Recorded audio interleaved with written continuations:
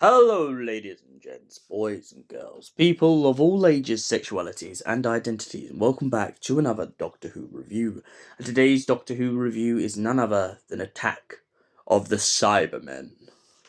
Well, it's a very interesting story, to be honest, because it starts off with a bank robbery, and then it turns out that a bunch of people are kind of, let's just put it this way, they are essentially locked on a prison on Telos. However, they've managed to escape by finding a kind of time portal to the London sewers.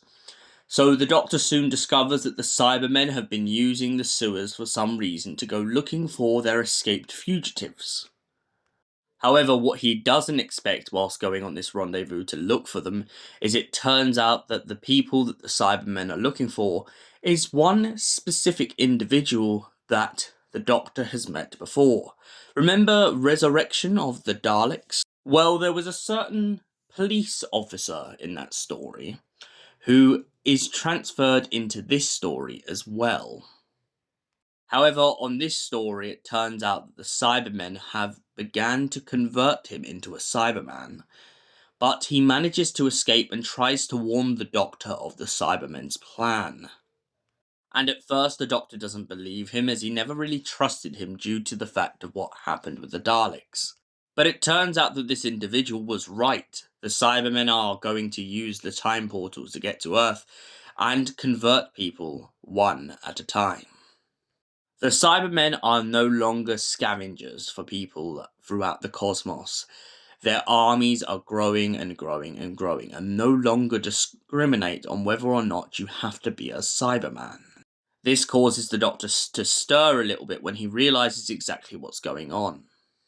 The Doctor also comes across a crystalline life form that seems to have a way of defeating the Cybermen. Due to the cold, the Cybermen have now found this as a weakness, and to get back at them, they've been using nitrogen to essentially slow down and destroy the Cybermen. But the Cybermen's technology is so far advanced, and sadly, the Doctor doesn't manage to get to this certain individual in time. He feels bad, and at the end of the episode, he points out to Perry that he feels absolutely devastated that he couldn't have stopped the Cybermen quicker. So, what did I think of Attack of the Cybermen?